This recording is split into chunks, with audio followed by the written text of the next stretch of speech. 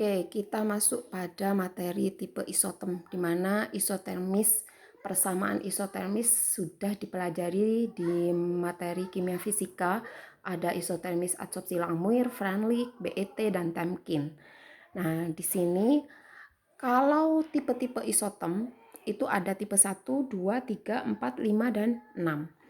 Di mana tipe 1 itu dia khas terjadi untuk visisopsi gas pada padatan mikropori. Ya. Jadi untuk tipe 1 ini dia untuk padatan mikropori. Kalau kita menganalisiskan adsorpsi nitrogen hasil sintesis kita dan keluarnya seperti pada tipe 1 ini kurvanya, maka dapat diasumsikan bahwa padatan kita itu adalah dia memiliki mikropori.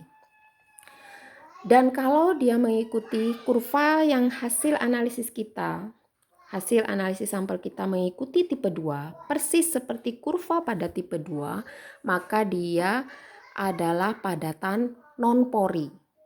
Oke. Dan kalau hasil analisa kita kurvanya seperti pada tipe 3, maka itu adalah khas untuk uap. Misalnya air pada padatan hidrofobik. Oke, selanjutnya, kalau kurva kita yang dihasilkan seperti pada tipe 4, di mana di sini ada yang berwarna merah dan hijau, ini artinya adalah adsorpsi, kemudian hijau ini adalah hasil desorpsi. Di mana hasil adsorpsi dan hasil desorpsi itu tidak sama, sehingga menimbulkan namanya adalah yang antara merah dan hijau ini itu adalah namanya loop hysteresis. Bedanya tipe 1, tipe 2, dan tipe 3 antara adsorpsi dan desorpsi itu sama. Sedangkan tipe 4 di sini antara adsorpsi yang merah ini dan yang kembali ini adalah desorpsi itu tidak sama. Nah, ini khas untuk padatan dalam material mesopori.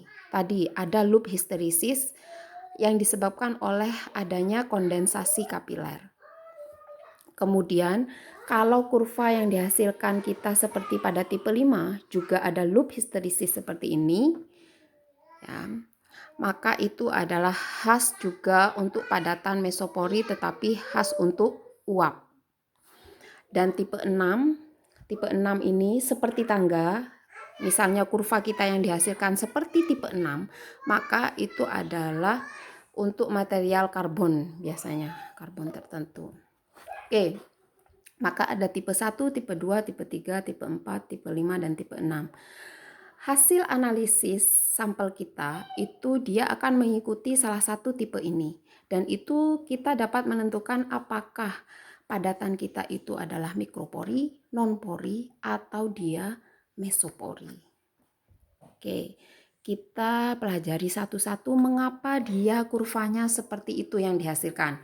Misalnya yang pertama ini tipe 1 untuk material mikropori, kita lihat karena porinya dia kecil untuk mikropori, maka dikasih tekanan sedikit saja, maka terlihat yang teradsorb itu seakan-akan dia sudah banyak, sudah penuh. Maka di sini ciri-ciri pada tipe 1 itu dikasih tekanan sedikit, itu sudah tinggi. Yang teradsorb N ini adalah jumlah yang teradsorb, maaf ya. Kemudian yang X ini adalah P per P0, jadi tekanan, dan yang sumbu Y adalah sejumlah gas yang teradsorb, gas nitrogen di sini. Maka dikasih tekanan sedikit saja, dia sudah terlihat yang teradsorb itu sudah banyak. Dan dikasih tekanan sedikit lagi, dia sudah melandai, dan tekanannya sampai tinggi, dia akan tetap seperti ini. Maka tipe 1 itu padatan mikropori itu ciri khasnya dikasih tekanan sedikit dia sudah yang teradsorb terlihat sudah banyak. Ya, karena porinya kecil, sudah penuh. Bedanya dengan mesopori, coba kita lihat mesopori. Karena porinya dia lebih lebar, maka dikasih tekanan sedikit dia masih banyak ruang. Sehingga yang terbaca, yang teradsorb masih sedikit sekali. tekanan dinaikkan ya, maka di sini yang terisi hanya sedikit sekali.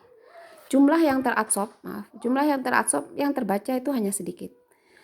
Sampai tekanan dia sudah mendekati 0,7, dia baru naik. Sampai mendekati di sini mendekati 1 baru naik karena ini sudah penuh. Jadi yang teradsorb sudah penuh. Dan bedanya di sini setelah desorpsi dia tidak sama dengan adsorpsi. Mengapa? Karena ini porinya besar sehingga masih banyak gas yang tertinggal di dalam pori. Sehingga antara adsorpsi dan desorpsi itu dia kurvanya tidak sama. Ini yang disebut dengan loop hysteresis. Oke.